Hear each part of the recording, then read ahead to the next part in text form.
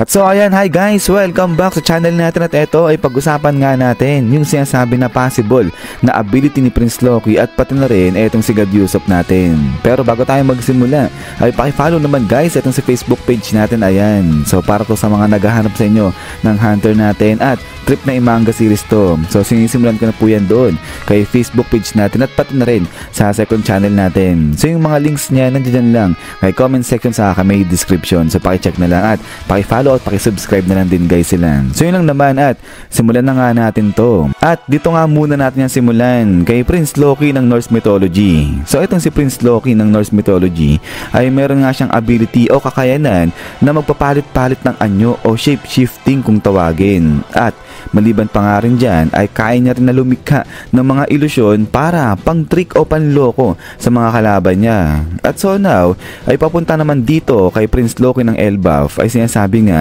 na yung karakter na ni Loki dito binase ni Oda sa Prince Loki ng Norse Mythology. At so kung ganyan nga yung ginawa ni Oda ay possible nga rin ito na yung ability na nakuha ni Prince Loki dyan sa pagkain niya ng legendary Devil Fruit ay yung kaya niya rin na magpapalit-palit ng anyo at yung lumikha ng mga ilusyon para panloko o pang trick dun nga sa mga kalaban niya. At so now ay mapapansin nga natin dito na itong si Prince Loki nakatakip yung dalawang mata niya ng mga benda. So ito yung isa sa mga pinagbasihan kung bakit nasasabi na yung ability ni Prince Loki most probably may kinalaman yan sa pagtitrick nga o sa pangloloko nga ng ibang tao. At usually at mga ganitong klaseng ability ay nagsisimula nga yan sa mata. So kaya nga baka ito rin yung isang dahilan kung bakit talagang tinakpan itong mga mata ni Prince Loki nang sa ganun ay hindi niya magamit yung ability niya. So eto ang mahirap kung sakali man na ganyan kung paano nag-work yung ability ni Prince Loki. Yung tipong kapag napatingin ka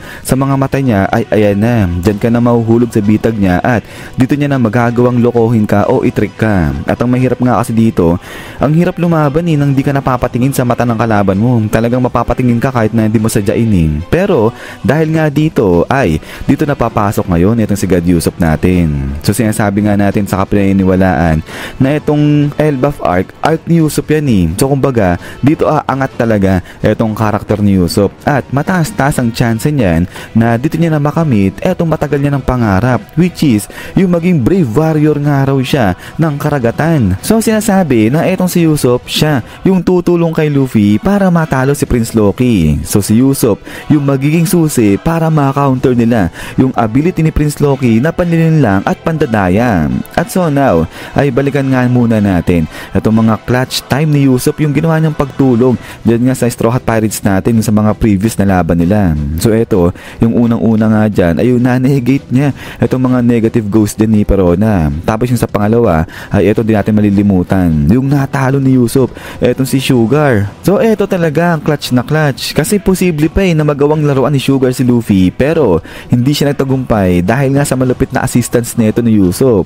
At ang isa pang kagandahan kasi sa karakter nito ni Usopp, hindi basta-basta naloloko itong si Usopp. So hindi siya madaling madenggoy o maling lang ganyan. So kahit may mga dumating pa o magsilabasan ng mga peke, itong si Usopp firm pa rin siya. Hindi siya basta-basta nadadala sa mga peke na nga na yun. So siguro dahil nga kasi itong si Usopp master of all lies yan, di ba? So kung usapang pasinungalingan lang naman din at saka mga tricks, ay aba hindi talaga papahuli dyan itong si God Usopp natin. Hindi mauubusan yan. At ito nga yung kailangan para ma-counter itong mga deceiving tactics o deceiving actions na ginagawa nito ni Prince Loki. So dito kasi pwede na makita o maispatan ba ni Usopp itong mga panluloko o pandadaya na ginagawa ni Prince Loki at i-reveal niya yan sa iba. At etong pag-reveal na to ni Usopp ay pwede na ito yung maging dahilan para mailigtas niya naman yung bansa ng Elbaf dito sa kamay ni Prince Loki. So now ay balikan nga natin itong nangyari dyan sa may Dressrosa kasi nga kung matatandaan ninyo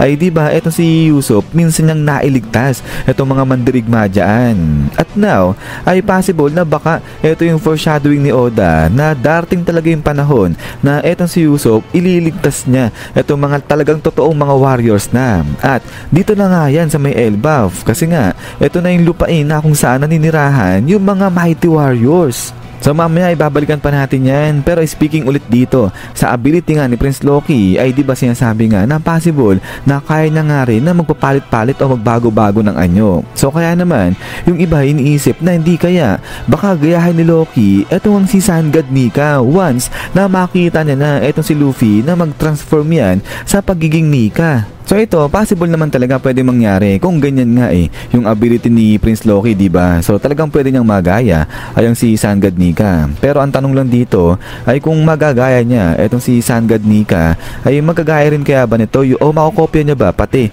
yung ability na meron yan? Kasi baka mamaya yung magaya niya lang dito yung anyo lang. Kasi diba dito sa One Piece natin parang ang dami na yung nakakagawa ng ganyan yung pwede kang gayahin ng kung sino man. Pero yung ability nila hindi mo pwedeng magaya, yung talagang anyo lang, yung itsura lang. Pero ganun pa man rin, kung ito nga yung kayang gawin ni Prince Loki, ay pwede niyang gamitin yan para linlangin yung mga tao o yung mga nakatira dyan sa Elbaf. At ang malala nito, pwede niyang gamitin yan para sirain mismo itong bansa ng Elbaf. Pero dito na nga papasok itong si God Usopp natin. Dahil katulad nga sa sinasabi natin kanina, pwedeng makita o maispatan ni Usopp na nanlilinlan lang o namimeke lang itong si Loki. Hindi talaga siya yung tunay na Sun God Nika. At dito na nga papasok yung sinasabi natin kanina na maliligtas na ni Usopp itong bansa ng Elbaf dito sa kamay ni Prince Loki. So kaya nga talagang saktong-sakto na dito magagawa o matutupad ni Usopp yung kanyang pangarap sa may Elbaf mismo. Kasi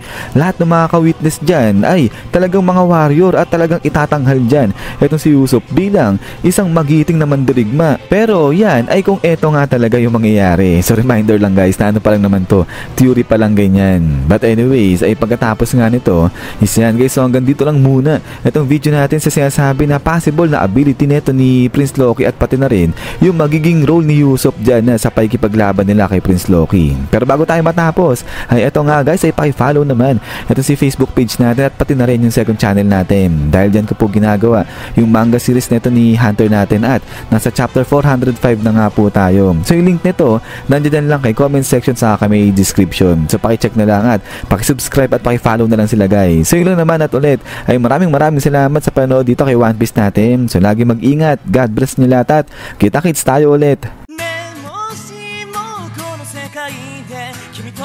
僕が出会えなかったなら夢を信じることをきっと僕は知らないままでいたんだ Thank you best of my friend